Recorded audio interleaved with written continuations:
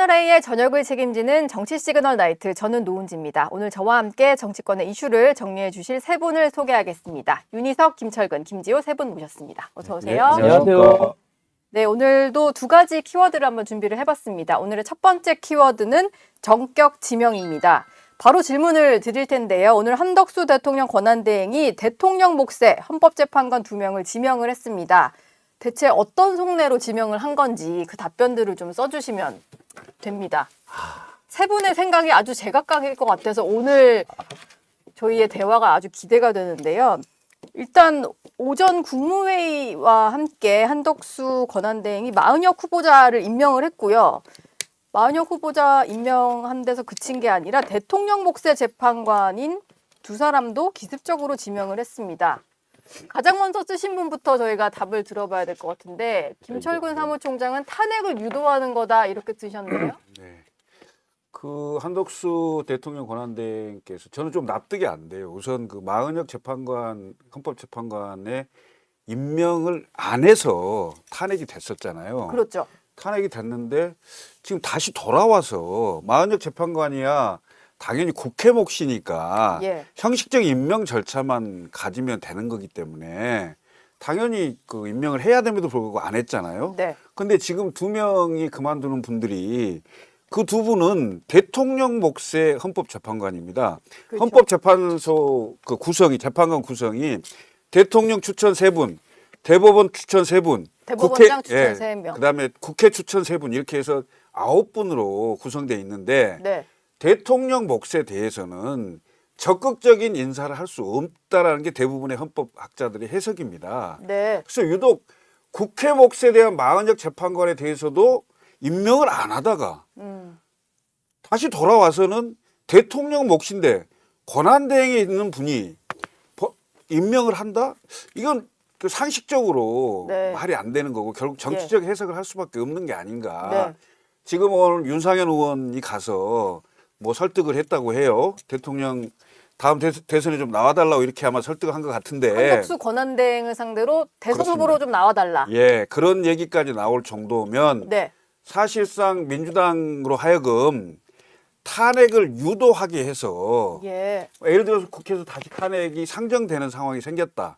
이런 상황이 생기면 한덕수 권한대행이 먼저 사퇴를 하고 그냥 어떻게 정치에 뛰어드는, 물론 평생을 공직자로 살아왔기 때문에 바로 정치에 나설 수 있는 가능성은 많지는 않습니다. 예. 그렇지만 이게 정상적인 대통령 선거가 아니기 때문에 국민의힘에서 여러 의원들이 아이디어 차원에서라도 그런 얘기들을 계속 하고 있고 실제로 한덕수 권한대행을 흔들고 있는 게 아닌가. 네. 이런 생각이 드는 겁니다. 그래서 저는 탄핵을 유도하려고 하는 정치적 그 모양새가 아닌가 이런 생각을 좀 해봅니다. 탄핵을 유도해서 탄핵안이 국회에 보고가 되면 네. 표결까지는 시간이 있으니까 네. 그 안에 자진 사퇴를 해서 자유의 몸으로 출마를 하겠다. 그럴 이렇게까지 생각이 되는 있지 건가요? 않을까. 네. 뭐 이런 내피셜로 생각을 해봤습니다. 예. 네. 윤희석 대변인은 뭘 썼다 지웠다 하셨는데 선점이라고 쓰셨네요. 이게 이제 세 글자의 우리말로 썼다가 네. 욕을 너무 많이 먹을 것 같아서 제가 알박기라고 하죠. 보통. 민주당에서는 당장 뭐 알박기라고 생각을 하겠지요. 네. 제가 다른 단어 대체할 수 있는 게 생각이 안 나서 썼다 지웠다 썼다가 다시 그냥 이걸로 바꿨는데요. 근데 이 표현이 훨씬 고급스러운 것 같아요. 이게 힘들었습니다. 네. 옆에서 하도 그 열변을 터져가지고 생각이 잘 안 나가지고 네. 뭐 이겁니다. 선점.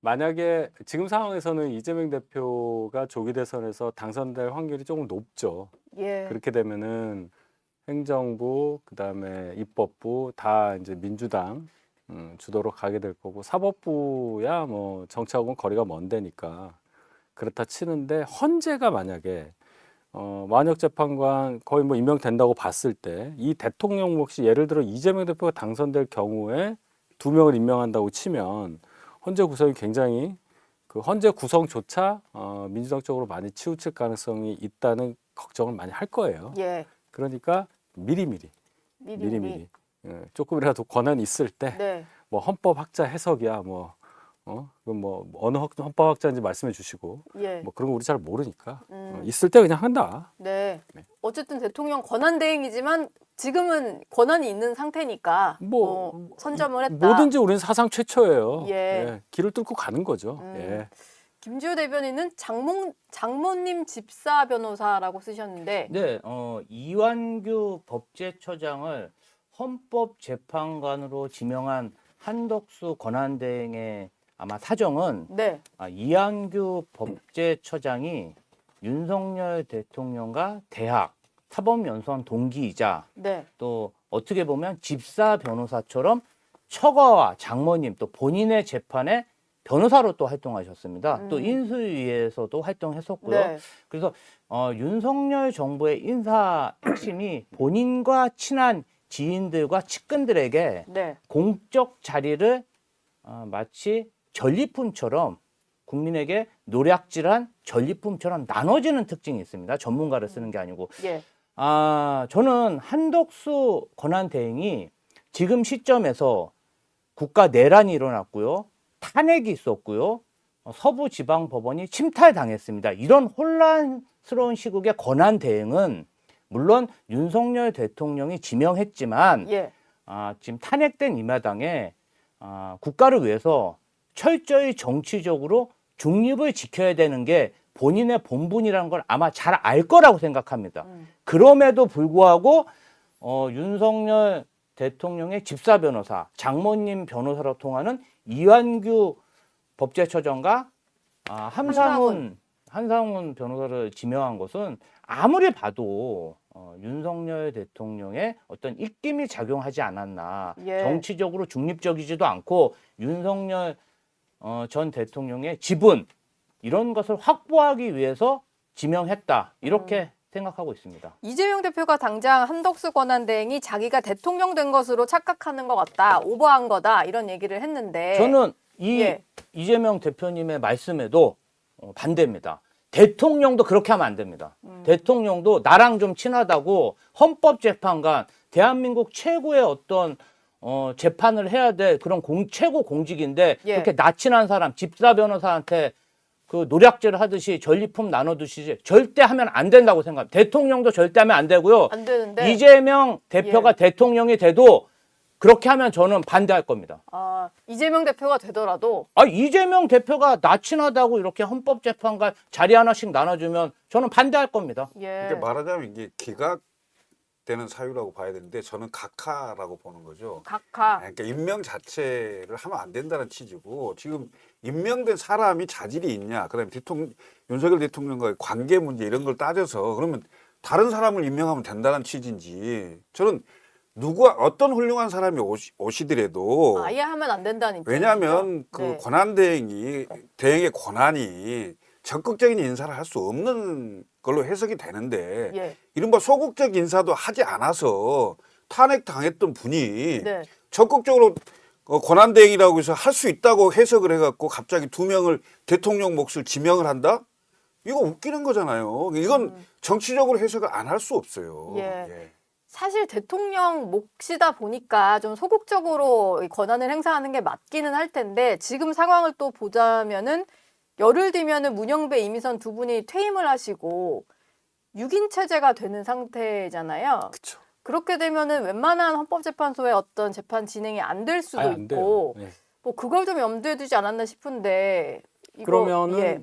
결론은 그러면 7명을 만들기 위해서 마은혁 재판관 지명자를 혼자 임명하고 나머지 두 분은 나중에 뭐 대선 이후에 대통령 되신 분이 한다 이 얘기인데 네. 그럼 그 사이에는 또는 마은혁 재판관 임명 관련해서 문제가 있잖아요. 어느 정도 여야에서 서로 뭐 옥신각신. 네. 그럼 마은혁 하니까 여기도 하고 아마 이런 개념으로 봤을 가능성이 커요. 근데 마은혁 재판관은 국회 몫이고 그다음에 국회 몫 3명 중에 2명은 임명을 먼저 했고 네. 그 뭐 여야 합의가 됐냐 안 됐냐 얘기하는데 결국은 국회의 절차를 다 마쳤어요. 그럼 당연히 임명을 해줘야 되는 거고요. 그리고 지금도 얘기하지만 무슨 헌법재판소에 지금 7명이 되잖아요. 그러면 네. 일반적인 헌법재판소의 그 판결을 하는데 문제가 없어요. 단지 대통령 그 탄핵과 같은 중대한 사건을 처리하는데 6명 이상이 동의를 얻어야 되는 상황이었다. 네. 그런 상황에서 예를 들면 9명이 완전체가 돼야 된다 이런 주장도 있었고 8명 가지고 결국은 했잖아요. 만장일치로. 네. 그럼 7명 만장일치로 하면은 다 해결은 돼요. 네. 반드시 9명의 완전체가 있어야 된다는 것은 어불성설이죠. 꼭 진지하게 하지요. 그렇게 근데 하려면. 그 한덕수 권한대행이 그러면서 오늘 좀 설명을 했던 사유가 지금 민주당에서는 최상목 경제부총리에 대해서도 탄핵을 할 수 있다라고 한 상태잖아요. 소추안을 발의를 해놨고.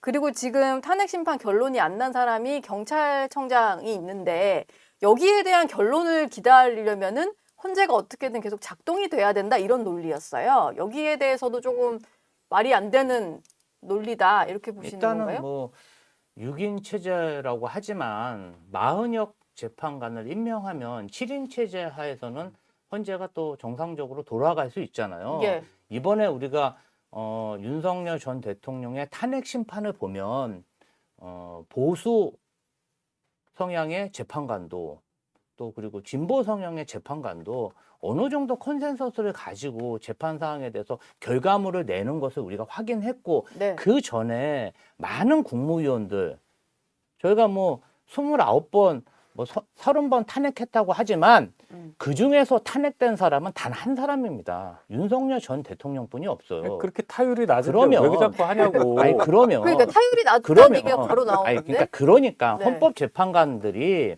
그 부분에 관해서 굉장히 냉정하게 냉철하고 냉정하게 판단해서 판결을 내린다는 건 증명이 된 거 아닙니까? 네. 저는 한덕수 국무총리가 사실은 임명직이잖아요. 예. 그 헌법재판관 대통령목 지명은 사실은 이렇게 불안정한 상황에서는 새로운 대통령 사실 뭐 선거를 왜 합니까? 국민의힘에서는 왜 후보를 내요? 대통령 되려고 후보를 내는 거잖아요. 그럼 2달 있다가 이 혼란스러운 부분을 좀 정리를 하고 2달 있다 대통령 될 사람이 지명하면 됩니다. 근데 네. 굳이 이렇게 또 나라를 이렇게 혼란스럽게 해야 되나? 금요일 날 탄핵이 됐는데 월요일 날 또 이렇게 무리수를 둬야 되나? 저는 매우 좀 아쉽고요. 좀 사실 그렇습니다. 이렇게 좀 치사하고 예. 제가 국민의 한 사람으로서 좀 쑥스러웠어요. 뭐 이렇게까지 해야 되나? 예. 정말 해도 너무한다는 생각이 듭니다. 예. 아마 헌재에 계신 재판관들도 비슷한 얘기 할 거예요. 과부하가 걸려 있잖아요. 계속 줄탄핵을 하니까 타율도 낮은데 계속 공을 던지니까 공을 받아줘야 되는 거 아니에요. 예. 그러니까 지금 박성재 장관 아직 안 나오지 않았어요? 이번 그러니까 10일에 나오죠. 어쨌든 안 나왔잖아요. 예. 그다음 조조 청장도 남아 있고. 네. 그러니까 지금까지 얼마나 많이 돌렸냔 말이에요. 헌재를 이렇게 심하게. 그것도 9명 다 해주지도 않고. 네. 근데 이제 와서 또 7명으로 가라는 얘기잖아요. 그러니까 헌재 입장에서도 이거는 뭐 헌재가 냉철하게 판단을 했다고 하시는데 얼마나 힘들었어요. 오죽하면 이렇게 오래 걸려서 8대 0이 나왔겠냐고요. 네. 앞에 해야 될 게 너무 많으니까 그때 제가 말씀드렸잖아요. 박근혜 대통령 때 아예 그 사건밖에 없었다고. 그만큼 민주당이 이렇게 뭐라고 할까요? 좀 절제를 하면서 탄핵이라는 수단을 쓰든지 했어야지. 예. 29번 뭡니까 대체? 30번 채우세요. 30번 채웠잖아요. 아니 아직 안 됐잖아. 윤석열 대통령 아니, 아직 탄핵으로 통과가 된거 안 됐죠. 아닌가요? 아니 그리고 시도했다고 30번? 그리고 시도는 아, 이거는 시도 30번. 헌법 오케이. 재판소의 문제라기보다는 저는 한덕수 국무총리 권한 대행의 문제라고 봐요. 누가 봐도 한덕수 국무총리는 대통령이 아니잖아요. 예. 이 권한 대행의 지금의 어떤 임무, 역할은 이 혼란스러운 시기에 최대한 중립적으로 선거를 이끌어가는 게 맞지 않습니까? 예. 그런데 돌아오자마자 이런 식으로 저는 국민을 배신했다고 생각합니다. 임명권자인 윤석열 전 대통령에게 충성할 게 아니라 이분은 국민에게 충성해야죠. 국민들이 언제 헌법재판관 2명 대통령 뭐 임명하라고 했습니까? 저는 이거는 국민을 배신한 행위라고 규정하고 싶습니다. 예. 단어가 너무 세요. 뭐 치사, 뭐 배신, 뭐. 민주당은 어쨌든 이거를 법적으로 대응을 하겠다라는 것 같아요. 권한쟁의 뭐 심판, 이게 가처분 신청 이런 걸 좀 검토를 하겠다라는 건데 결과적으로 이렇게 되면 임명을 막을 수 있는 걸까요? 이 수단을 사용한다면? 일단 청문회를 거쳐야 되잖아요. 예. 청문회라는 걸 열어야 되잖아요. 그 과정은 남아 있으니까 청문회를 예를 들어서 민주당이 아예 그냥 응하지도 않고 그렇게 했을 때 이거를 열 수 있느냐? 그러니까 정부에서 청문 요청서를 보내죠. 그럼 아마 아마 강제적으로 열리긴 열릴 거예요. 아니 근데 안 청문회가? 하더라도 네. 안 하더라도 20일 플러스 10일, 30일 후면 결국 대통령인 경우에는 그냥 네. 임명을 할 수가 있죠. 예. 청문 요청을 보냈고 아, 그럼 되는 거네. 그래 20일 동안 안 하면 되는 거네. 한 번 더 요청을 해서 열흘이 지나면 자동으로 임명 권한이 생기는 거에서 임명을 할 예. 수 있어요. 일단 뭐 우원식 의장 같은 경우도 당장 인사청문회 요청은 접수받지 않겠다라고 했으니까 뭐 자동적으로 그냥 보내고 수령은 안 하고 기간만 지나고 뭐 이런 절차가 앞으로 진행이 5월 되겠네요. 안에는 그럼 되겠네요. 예. 뭐 그런 것들이 굉장히 정치적 변동성을 키우는 거잖아요. 네. 결국은 또 민주당이나 야권에서 한덕수 권한대행에 대해서 임명을 못하게 하기 위해서 또 재탄핵을 하냐 안 하냐 이런 논란이 있을 것이고 지금 이 시국에 이렇게 혼란스러운 시국을 불필요하게 만들 필요가 있나 예. 저는 그렇고요. 저는 윤석열 전 대통령이 금요일 날 낸 메시지로 그냥 승복했다. 그냥 마음속으로 이렇게 승복 메시지 냈다 이러고 이제 끝날 줄 알았어요. 그런데 뭐 토요일 날 관저에 그냥 변호사 불러다가 만찬하고 그다음에 나경원 의원하고 독대하고 또 정치적 메시지 계속 내고 뭐 이번 헌법재판관 임명 관련해서 증거는 없죠. 네. 윤석열 전 대통령이 증거는 없죠. 임명을 뭐 사주했는지 지시했는지 증거는 없지만 사실상 본인의 탄핵에 대해서 불복하고 있는 게 아닌가? 그리고 저는 참 국민의힘에 대해서도 이게 정상적인 정치인가? 저는 되묻고 싶어요. 네. 대통령이 탄핵됐잖아요. 어쨌든 그 탄핵됐을 때 국민의힘 일부 의원들도 탄핵에 동참한 겁니다. 그리고 헌법재판관 8인 만장일치로 탄핵을 했고요. 조금 승복을 할 때가 되지 않았나 이런 생각이 들어요. 결국은 예. 이 문제도 물론 옥신각신 하겠지만 가장 큰 피해를 보는 건 국민이고요. 두 번째로 국민의힘이 장기적으로 국민들에게 외면받는 요인으로 반드시 작용할 겁니다. 아니, 예. 민주당으로서의 정치적으로 나쁘지 않죠. 윤석열 대통령이 사라져줘야 민주당이 위험한 건데 계속 나오면 이재명 대표가 좋죠. 예? 이 헌법재판관 지명으로도 윤 대통령이 다시 소환이 됩니까? 소환되고 윤 있는 전 건데 대통령이? 지금 이게 그 파면 그 인용이 됐는데 그 네. 이후에 윤석열 대통령이 하는 태도나 메시지를 봐보십시오. 그럼 계속 본인은 하겠다라는 취지로 얘기를 하는 거고 이른바 관저에서 그 주요 정치인들을 불러서 얘기를 하고 그다음에 청년들한테 무슨 얘기를 하고 지금 예. 본인이 사라져야 본인이 국민들로부터 잊혀져야 그나마 국민의힘이라는 정치 세력이 뭐라도 할 말을 할 건데 윤석열 대통령이 나오면 나올수록 얘기가 안 되는 거예요. 사실 우리가 한번 냉정하게 생각을 해보세요. 이재명 대표가 대통령 선거에 다시 나올 수 있도록 하는 1등 공신은 윤석열 전 대통령입니다. 예. 계엄을 하지 않고 그냥 시간을 보냈다고 생각을 해보세요. 그 아픈 얘기를 왜 자꾸 하세요? 그거 다 안단 말이에요. 계엄을 안 천년몽은 했다면. 산삼을 그렇잖아요. 좋다고. 예. 예. 1등 공신이에요. 그런데 아예 대통령까지 만들어 주려고 계속 말씀을 하시냐 이 소리입니다. 그냥 네. 승복하시고 그나마 본인들을 따랐던 그 정치 세력한테 숨이라도 쉬게 해주려면 그냥 조용히 계시라는 거지. 그런데 이후로는 메시지는 나온 건 없는데 제가 보기에는 예. 금요일 날 이제 아크로비스타로 옮길 거 아닙니까? 사저로 옮기는데 사저에 이제 많은 분들이 들락거릴 겁니다. 예. 더군다나 경선을 해야 되잖아요. 네. 경선은 강력하게 오른쪽에 있는 분들의 지지를 얻지 않으면 후보가 되기 어려우니까 네. 얼마나 가서 조아리겠습니까?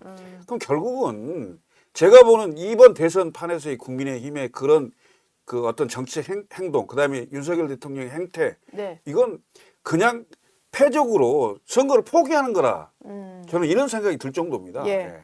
이따 대선 얘기는 다시 해봐야 되니까 김지호 대변인께 이걸 좀 여쭤볼게요. 일단 한덕수 권한대행에 대해서는 이 지명 자체가 위헌이다 이런 입장이시잖아요. 민주당에서는. 그렇죠. 그럼 이것만으로도 좀 재탄핵은 가능할 것 같은데 아까 김철근 사무총장이 쓰셨던 한덕수 권한대행의 속내는 탄핵 유도가 있을 것이다 했던 게 좀 생각이 나서 실제로 민주당이 재탄핵까지 좀 검토를 하시는 상황인지 그게 좀 궁금해요. 민주당으로서도 고민이 많죠. 지금 굉장히 뭐라 그러죠? 격변기잖아요. 예. 지금 변동성이 많고 민주당으로서는 뭐 경제 상황이 너무 안 좋고 대외 상황도 매우 불확실하고 막 지금 어제 오늘 주가도 폭락하고 환율도 엉망이기 때문에 재탄핵 진행하는 것 자체가 굉장히 부담입니다. 네. 그렇다고 지금 이런 위헌적인 상황을 방치할 수도 없고 고민이 깊기 때문에 아마 검토는 해도 쉽게 결론 날 사항은 아니고 정치적으로 이 상황을 풀기도 지금 어려운 상황이잖아요. 그냥 본인이 내지르고 가버렸으니까 예. 저희도 많이 고민해야죠. 왜냐하면은 어떻게 대응할지에 아니 대해서는 이 상황이 지금 막 자꾸 지금 그나마 권한대행 2달 하는 건데 예. 이거 관련해 가지고 또 탄핵을 하는 부분도 굉장히 어려운 부분이 많아요. 저희는 수권 정당을 표방하고 있기 때문에 어느 정도 이 시국에 관련해서 책임이 있는 거 아니겠어요? 네. 고민이 깊을 거라고 생각합니다. 부자 몸조심 하는 거지. 예. 시간이 가기를 원하고 네. 어떤 변수가 생기지 않기를 원해서 예. 개헌 얘기도 못하게 하고 한독수 얘기 불과 며칠 전만 됐더라도 예? 네. 이건 분명히 재탄핵하고 난리 났을 텐데 이것 자체도 변수가 되는 것을 막기 위해서 전전긍긍하고 있는 거죠. 방법을 좀 고민하겠네요, 민주당은. 부자 몸조심. 어쨌든 근데 이건 예. 국민들이 봤을 때는 대단히 오만해 보일 수 있어요. 뭐 벌써 된 것처럼 왜 그러세요? 예. 그냥 양쪽을 다 그냥 공격하시네요. 양쪽을 다 두드려 패시는데 지금 그 국민의힘에서는 한덕수 권한대행을 향해서 출마 설득을 엄청나게 하고 있습니다. 한 이미 분만 그러신 것 같은데, 근데. 제가 아는 것만 해도 복수여서 한 분은 아닌 것 같고 공개적으로 드러난 분이 한 분이 두 분이고요. 그거는 박수영, 윤상현이고요. 물밑에 계신 분들이 좀 더 있고요. 물리적으로 불가능하잖아요. 불가능하지 않다는 논리를 피시더라고요, 이분들이. 어떻게 불가능하지 않아요? 공직자 사퇴 시한 전에만 나오면 아니, 된다. 그 얘기가 아니라 예. 자, 사퇴 시한 전도 뭐 그렇다 치는데 저희 당은 이제 후보 등록을 받을 거 아닙니까? 경선을 통과하려면 국민의힘 플랫폼에서 출마를 하실 거면 적어도 며칠 안에는 사퇴를 하셔야 돼요. 그리고 입당도 해야 되고 그래야 후보 등록이 되는 거 아닙니까? 네. 후보 등록 날짜가 넘겨서 경선이 시작됐는데 뒤늦게 나도 할래요 할 수는 없는 거예요. 그러면 남은 시간은 물리적으로 일주일도 안 남았어요. 제가 볼 때는. 물론 내일 선관위가 첫 회의를 해서 일정을 이제 얘기를 할 텐데 제가 판단할 때는 아마 다음 주 월요일부터 후보 등록을 받을 가능성이 커요. 그럼 월, 화, 수 정도 받겠죠. 그럼 한덕수 총리가 다음 주 수요일까지 관둬서 부랴부랴 입당하고 뭐 하고 이렇게 해야 된다는 얘기인데 물리적으로 그게 되냐. 그리고 한덕수 총리가 지금까지 그런 대선 관련한 준비를 했느냐. 이제 그게 제일 중요하잖아요. 네. 의지가 있느냐도 뭐 중요하지만 그럼 옆에서 뭔가 이거를 해줄 수 있는 지원팀, 뭐 흔히 말하는 캠프 같은 그런 게 있어야 하는데 총리실 공무원으로 할 것도 아니고 불가능한 얘기를 하시는 거다. 너무 일단 부적절해요. 그런 오늘 행위는. 한덕수 국무총리도 한덕수 권한대행도 윤상현 의원 만난 자리에서 생각해 본 적이 없다라고 말을 했대요. 그리고 총리실 쪽 취재를 좀 더 해봐도 주변에 전혀 출마에 대해서는 그렇죠. 생각한 적 없다라는 얘기를 한다는데 그러면 국민의힘 일각에서는 왜 이렇게 한덕수 권한대행에 대해서 출마해야 된다라는 여론을 불을 지피는 겁니까? 그러니까 저희 당이 아무리 의석수가 적다고 해도 108석이나 되기 때문에 100명이 넘는 분들의 생각은 복잡 다기할 가능성이 크죠. 그래서 네. 그중에 일부는 한덕수가 낫겠는데 한덕수를 설득해보자. 옛날 뭐 반기문, 뭐 고건 뭐 이런 분들 케이스도 있으니까. 물론 황교안 권한대행도 그랬네요. 근데 그때는 이제 안 나왔고. 본인이 이제 안 나왔었고. 예. 근데 이분이 이제 이번엔 탈당해서 출마 선언까지 하니까 이제 완전 정치인이 됐죠. 아직 한덕수 총리는 그런 단계는 아니니까 그런 생각을 하시는 모양인데 그만큼 그렇게 주장하시는 분들은 윤 대통령을 지키고자 했었던 그 지지세가 크다고 생각을 하고 이 에너지를 가지고 대선에 임해야 이길 수 있다는 생각을 하시는 걸로 보입니다. 그건 뭐 자유잖아요. 예. 예, 거기에 대한 반응이니까 그럴 수도 있다고 보지만 제가 말씀드렸듯이 한계가 너무 뚜렷하기 때문에 실현 네. 가능성은 저는 없다고 생각합니다. 뭐 당내 다수 의견은 아닌가 보네요. 일부 의원들의 생각이다 이렇게 보시는 것 같아요. 저희 당의 다수라고 그러면 108이니까 55명은 얘기를 해야 되는 거 아닙니까? 네. 네, 아닌 것 같은데요. 민주당 입장에서는 만약에 한덕수 권한대행이 이렇게 설득에 좀 넘어가서 결심을 해버리면 오히려 좀 공격하기가 편한 거 아닌가요? 아니 좀 생각 안 해봤고요, 솔직히. 예. 좀 근데 해보세요 지금도. 사실 그래요. 아니 본인이 권한 대행으로 대선 선거일을 발표하고 오늘 공고를 했는데. 예, 공고하고 그 다음에 뭐 권한 대행으로 대통령목 헌법재판관을 임명하고 본인이 또 선수로 뛴다는 것 자체가 사실 어. 좀 비상식적이지 않아요? 그것도 있네. 예, 그 예. 말이 안 되는 얘기라고 보이고요. 저는 좀 국민의힘 일부 의원들이 아마도 외부 인사를 영입해서 민주당을 이기는 아이디어로 그렇게 하는 것 같아요. 네. 그러니까 될 수 있으면 당내 뭐 지던 이기던 국민의힘의 당내 인사를 키워서 민주당과 맞서 싸워서 그렇게 경쟁력을 키우고 그래야 정당이 성장할 수 있는데 일단 마음이 급하다 보니까 전 이제 윤석열 전 대통령 사례도 있듯이 네. 그냥 수단 방법 가리지 않고 무조건 이기는 방법만 생각하는 것 같아요. 그래서 윤석열 전 대통령이 제 임기 내에 임기를 마쳤습니까? 그렇지 않거든요. 네. 그래도 국민의힘이 앞으로 존속하고 성장하려면 그 안에 있는 구성원들이 치열하게 경쟁해서 후보를 내는 게 맞지 않나 싶습니다. 변칙적 실험은 윤석열 전 대통령으로 끝내야 되지 않을까? 네. 그렇게 생각하고 있습니다. 이게 마치 이내 전술을 쓰는 것 같다. 뭐 이런 얘기도 있어요. 그냥 출마를 뭐 자이든 타이든 많이 출마 선언을 하고 있는 상황에서 좀 눈에 띄는 사람까지 집어넣어서 우리는 후보가 이렇게 많다. 이걸 좀 과시하려고 하는 거 아니냐. 실제 뭐 실현이 안 되더라도 뭐 이런 얘기들이 좀 있는데 그게 뭐 이런 국면에서 이내 전술이 좀 효과가 있을까요? 정신이 나간 거죠. 정신이 나갔어요. 아니 생각을 해보세요. 예. 탄핵된 대통령을 2번이나 배출한 정당이 예. 지금 정상적인 그 대통령 선거 기간도 아니고 대통령 임기를 마치지 못해서 그 당에서 배출한 대통령인데 예. 그 조기 선거에 조기 대선에 대통령 해보겠다고 나오는 사람들 자체가 지금 말이 됩니까? 한두 명 나오는 것도 아니고 10명 이상 되고 모르겠어요. 본인들이 광역단체장을 한 번 더 하기 위해서 지명도를 높이기 위해서 나오시는 분들이 있을지 예. 네. 또 다음 당권을 위해서 나오시는 분들이 있는지 모르겠는데 예. 국민들이 보기에는 저 당이 정상적인 당이냐 예. 이렇게 보지 않겠어요? 정말 죄송한 말씀이지만 네. 그 당에 계셨잖아요. 그래서 나왔잖아요. 그 당에서 윤 대통령 당선될 때 그래서 계셨잖아요. 그래서 쫓겨났잖아요. 당대표 정무실장 하면서 그 너무한 거 아닙니까? 네. 지금 근데 뭐 얘기하다 보니까 빨리 두 번째 키워드로 넘어가 봐야 될 것 같아요. 어지러지하네. 예. 본격적으로 좀 어지러지란 얘기를 예. 해보겠습니다. 두 번째 키워드가 출사표인데요. 예. 방금 뭐 말씀해 주신 대로 국민의힘에서 잠룡들이 일제히 출마 선언을 하고 있습니다. 근데 이게 질문을 드리자면 과연 이재명 대표의 적수가 있을 것인지 질문이 있다 없다예요? 뭐 있다 없다 써주셔도 되고 다른 식의 뭐 창의적인 답변을 해주셔도 되고요. 보니까 뭐 민주당 안에서도 비명계들이 출마 선언을 할 예정인데 민주당의 어떤 경선 구도에 있어서는 드라마틱한 결과를 기대하는 분은 좀 적은 것 같아요. 그래서 혹시 적수가 있을지 이름을 써주셔서 김지호 대변인부터 한번 볼게요. 김문수, 한동훈이면은 적수가 될 만하다라고 보시는 건가요? 아니 뭐 후보가 되면은 저희 경쟁자가 될 수 있죠. 김문수 전 장관 같은 경우는 사실은 경기도지사도 하셨고 예. 또 지금 가장 지지율이 높지 않습니까? 지지율이 높기 때문에 아무래도 초반에 좀 분위기를 잘 잡으면 밴드웨건 효과로 후보가 될 수도 있을 것 같아요. 네. 그러면 뭐 경쟁하는 그런 후보로서 좋은 경쟁을 할 수 있을 것 같고요. 한동훈 전 대표 같은 경우는 제가 이렇게 봤을 때는 뭐 여러 가지 뭐 저희 미흡한 점은 있지만 예. 그래도 주변에 있는 사람들이 국민의힘에서 좀 개혁적인 인사들, 저희가 보기에 능력 있는 인사들이 많이 좀 포진해 있어요.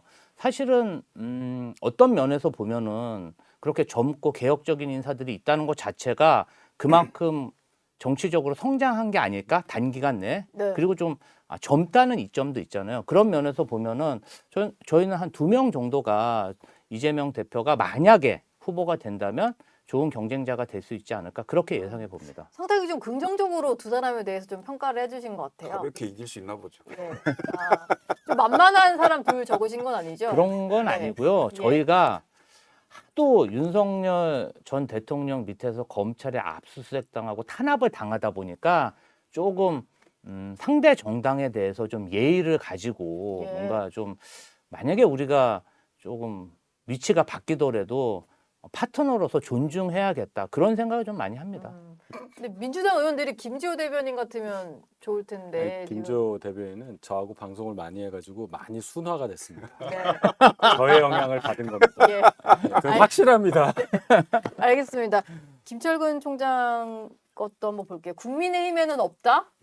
또 이렇게 깨알같이 당내 후보를 예. 심각하다. 어필하시는 유일한 카드는 이준석 의원인가요?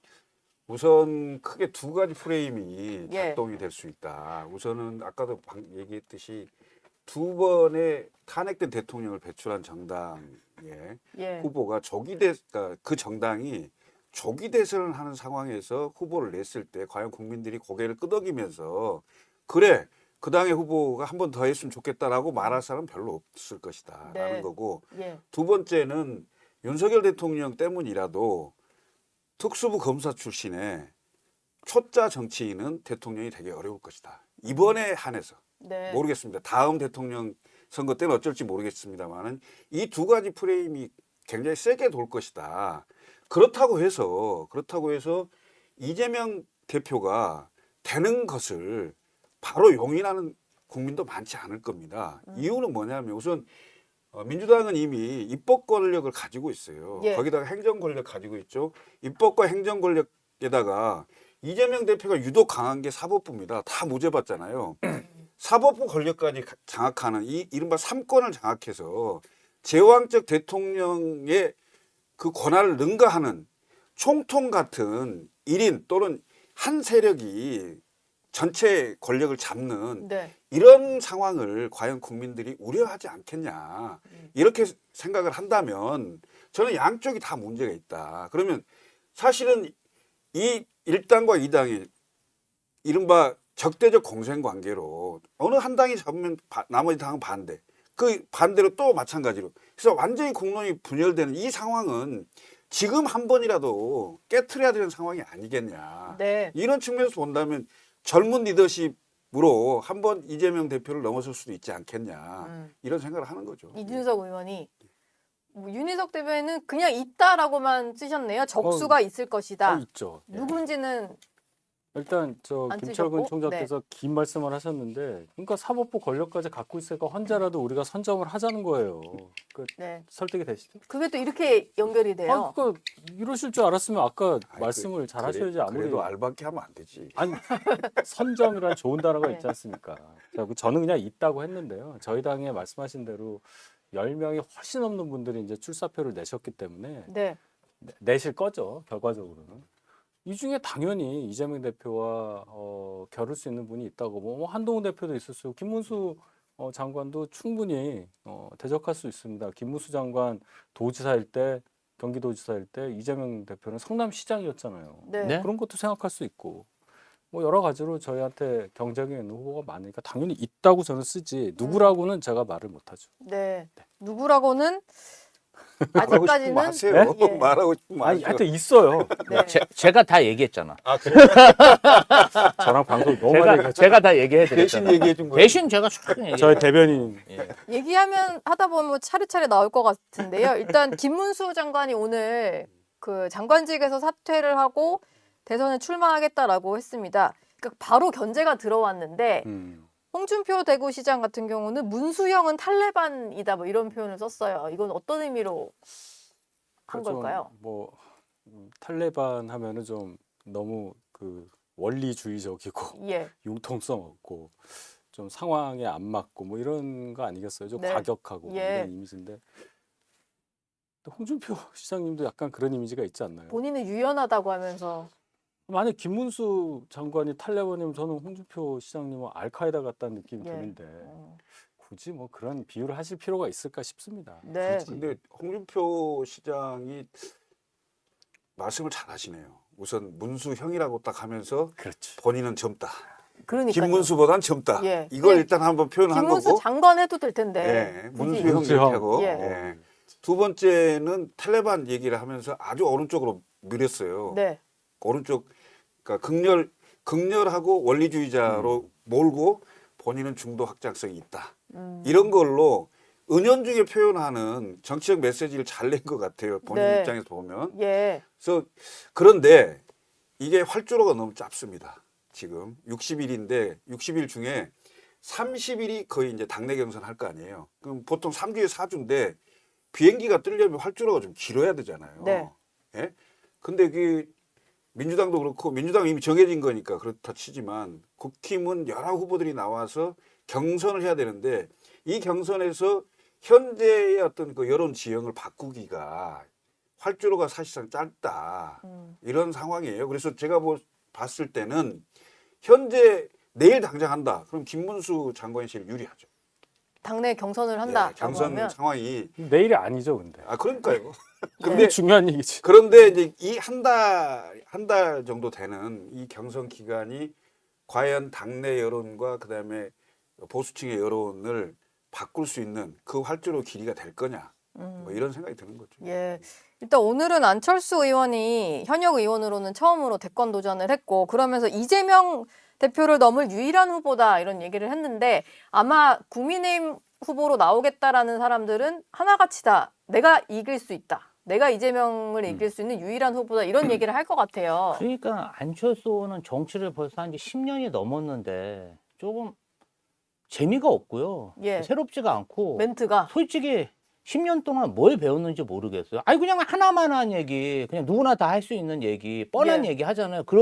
그에 비해서 정치를 오래 한 홍준표 시장은 문수영은 탈레바 재밌잖아요, 일단. 예. 그리고 어떻게 보면은 사실은 그 국민의힘의 어떤 경선 과정에 역동성을 불러일으키는 누가 봐도 지금 이제 여론 지지율 1위는 김문수 장관이잖아요. 네. 또 그러니까 제가 사실은 정치권에 있으면서 가장 중요한 건 화제를 만들어줘야 되거든요. 김문수 장관에게도 화제를 만들어주고 또 본인에게도 도움이 되는 멘트를 이렇게 해주는 게 참 그런 부분은 저희도 좀 위협적입니다. 저렇게 재밌게 말로 정치적인 얘기를 하는 것 자체가 네. 어떻게 보면은 그래도 홍준표 시장이 여태까지 살아남은 다 이유가 있구나. 그리고 좀 안철수 의원 같은 경우는 좀 더 책으로 좀 더 배워야겠다 정치를 그런 생각이 들었어요. 말을 좀 재밌게 하는 건 있으신 것 같아요, 홍준표 시장이. 그럼요. 예.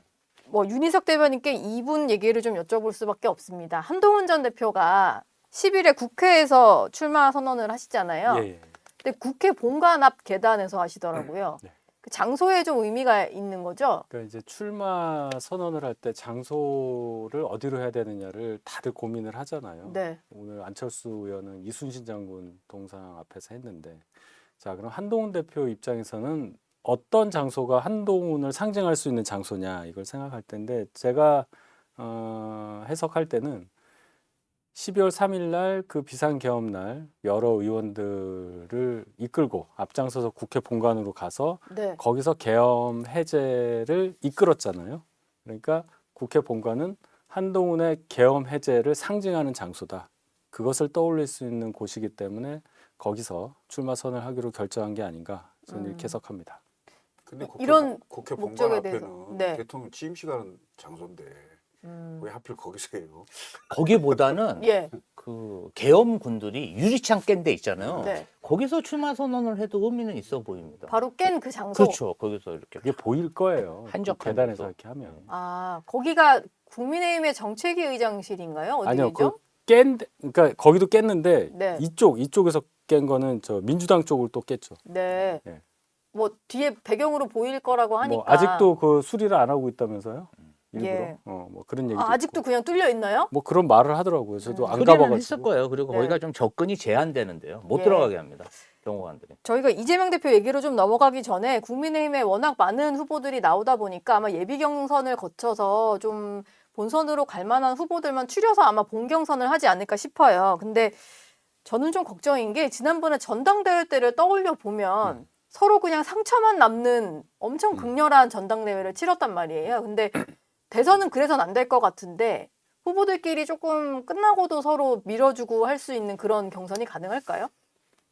그랬으면 참 좋겠는데 이번에도 그렇게 되기가 좀 어려워 보입니다. 예. 예, 벌써부터 문수영은 탈레반 이런 얘기가 나오는데 예. 뭐 그 이상의 얘기가 분명히 경선 과정에서 나올 거예요. 경선 시작도 안 했는데 벌써 나오기 때문에. 네. 그러면 내가 탈레반이면 당신은 뭐냐 이런 얘기 나올 거고 서로 간에 뭐 예를 들어 네거티브 분명히 할 거고 또 탄핵 관련해서 얼마나 많은 얘기가 나올까요? 아까 쓰셨던 그 단어도 나올 거고 뭐 배신이니 뭐 치사하다는 얘기는 안 나올 것 같습니다. 어쨌든 굉장히 센 경선이 될 거고 그래서 말씀하신 대로 끝나고 난 다음에 어떤 분이 후보가 됐을 때 과연 당이 하나로 뭉쳐서 본선에 나갈 수 있느냐 그것을 끌어낼 수 있는 분이 진짜 후보가 되겠죠. 아예 그냥 나는 투표를 포기하겠다라거나 아니면은 다른 사람 찍어버리겠다라거나 이런 식으로 또 튈까봐 그게 좀 걱정인 거죠. 지지자분들이 그걸 그렇죠. 보고 예. 절대 그러면 안 되죠. 그런 사례가 이제 2007년도에 그 대선 때 이명박, 정동영 뭐 이렇게 했을 때지 않습니까? 그게 이해창 그 후보도 나왔었고 네. 그때 여당이 사실상 친노와 비노로 나뉘면서 비노가 후보가 되니 친노가 거의 투표장을 안 갔어요.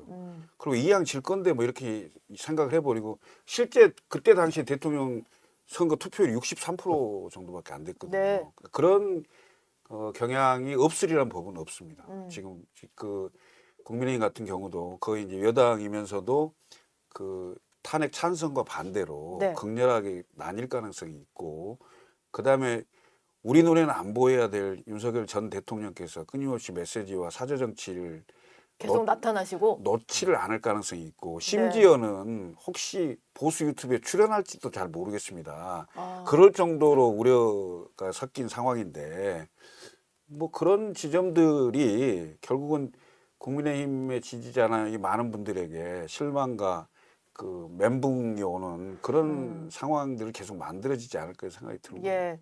이재명 대표는 내일 당대표직을 사퇴를 하시는 거죠? 이제 오늘 공고가 났으니까 예. 내일 사퇴할 가능성이 높겠죠. 그러면은 본격적으로 그냥 당 중심으로 대선 캠프로 좀 전환이 되겠네요. 당내 의원들 다수가 좀 캠프에 들어가신 것 같더라고요. 뭐 그런데 아마 제가 알고 있기로는 그렇게 큰 경선 캠프를 꾸린다기보다는 뭐 굉장히 소규모로 또 기간도 짧기 때문에 굉장히 소규모로 꾸릴 것 같습니다. 민주당은 지금 혹시 고민이 이게 흥행이 전혀 안 될 것 같다 이런 고민은 좀 없으세요? 경쟁자들이 뭐 있기는 있습니다만 봤을 때 이재명 대표를 꺾을 정도로 누군가가 급부상을 할 가능성은 좀 낮아 보이잖아요. 뭐 이재명 대표가 유력하긴 하지만 또 이 과정에서 어떤 변동성이 생길지 모르잖아요. 사실 지난 2021년 대선 경선 때도 이재명 대표가 뭐 그때도 유력하긴 했지만 예. 그래도 이낙연 총리가 어떤 조직적으로는 많은 세가 있었습니다. 그런데 이재명 대표가 결국은 꺾었잖아요. 네. 그렇듯이 지금 도전하시는 분들도 저는 새로운 바람을 일으킬 수 있기 때문에 이재명 대표 역시 안심할 처지는 아니다. 최선을 다해야 된다. 그리고 제가 네. 옆에서 지켜봐서 아는데요. 이재명 대표는 정말 최선을 다할 겁니다. 본선에 대비해서 최선을 다하시는 거 아닐까요? 당내 경선에서도 그럼요. 아니 경선 과정 또 본선 과정을 통해서 국민에게 내가 왜 대통령이 돼야 되는지를 설득해야 되잖아요. 그러면 지금 대한민국 국민들이 얼마나 우려가 많습니까? 대통령 조기 탄핵됐죠. 그다음에 여러 가지 대내외 변수들이 너무 많고 살기가 너무 퍽퍽하잖아요. 그리고 저는 국민의힘을 지지하는 그런 국민들과 중도층 국민들에도 민주당이 집권했을 때 이재명 대표가 대통령이 됐을 때 우려하는 부분이 뭔지 저희는 너무 잘 알고 있다고 생각해요. 네. 지난번 총선에서 저희가 압도적인 지지를 받지만 TK와 PK 그리고 수도권 일부 지역에서 저희가 좀 외면받은 거 사실이잖아요. 그러면 그분들을 어떻게 설득할지를 충분히 고심해서 제시하지 않는다면 저희에게는 또 위기가 올 수 있기 때문에 네. 저는 뭐 아무래도 그 국민들을 어떻게 설득할 것인가 지금도 고민하실 거라고 생각하고 있습니다. 두 분은 다른 당이시니까 짧게 좀 질문을 드릴게요. 내일 김동연 경기지사가 미국 출장길에 오르는데 출장 가기 전에 인천공항에서 먼저 출마 선언을 한다고 하더라고요. 그래요? 지금 조금씩 뭐 출마 선언이 이어지고 있습니다. 민주당 안에서도 좀 이 분들이 유의미한 성과를 낼 수 있을 거라고 보시나요? 저는 글쎄요 이제 지금 대선 판이 왔기 때문에 그동안 그 움직여왔던 것도 있고 네. 이 상황에서 이재명 대표가 예를 들면 2심의 선거법에서 유죄가 나서 굉장히 어려운 상황이었다면 그 이른바 그 당 내에서도 비명 그룹이 좀 목소리를 내고 본선 경쟁력 뭐 얘기도 하고 그다음에 무슨 대통령이 됐을 때 84조 문제도 얘기하고 막 할 건데 네. 그러니까 무죄가 되면서 사실상 비명의 목소리는 사라지는 상황이 됐거든요. 네. 그래서 그 여식행위 비슷하게밖에 느껴질 수 없는. 그러니까 예를 들면 무슨 경기지사 하신 분이 지사직을 던지고 완전히 무슨 뭐 결연하게 한번 해보겠다 이런 것도 아닌 거고 지사직 다 가지고 있을 거고. 그렇지만 이재명 대표가 그냥 한 사람이 그냥 되는 걸 이렇게 당내에서 봐줄 수는 없는 거잖아요. 그래서 몇 분들이 출마를 할 건데 제가 봤을 때는 다 합쳐도 그 나머지 비명이라고 한 주자들 다 합쳐도 20%가 안 되는 상황 정도가 되지 않을까 이렇게 보여지고요. 네. 글쎄요, 저는 이제 그 이재명 대표가 이런 생각을 하셔야 돼요. 그러니까 총선 때 172석 그리고 범민주 세력 합쳐서 189석 정도 되면서 정부를 무력화시키기 위해서 탄핵을 29번을 했고 30번째를 지금 그 본회의에 보고를 한 상태 아닙니까? 네. 입법 권력을 가지고도 그 권력으로 완전히 정부를 무력화시킬 수 있는 이런 상황인데 대통령 권력까지 가졌다라고 했을 때 과연 윤석열 대통령이 정적을 제거하기 위해서 수사하고 재판하고 예? 그다음에 계엄하고 그다음에 시위하고 다 했음에도 불구하고 오히려 도와주는 꼴이 됐듯이 네. 이재명 대표가 무엇을 어떻게 국민들을 설득할 수 있을는지 저는 이재명 대표를 바라보는 많은 국민들 적어도 절반 이상의 국민들이 우려할 거라고 봐요. 그 우려를 불식시킬 수 있겠느냐? 네. 쉽지 않다. 왜? 반드시 해야 된다는 욕심이 너무 강하기 때문에. 알겠습니다. 윤희석 대변인 의견도 들어볼까요?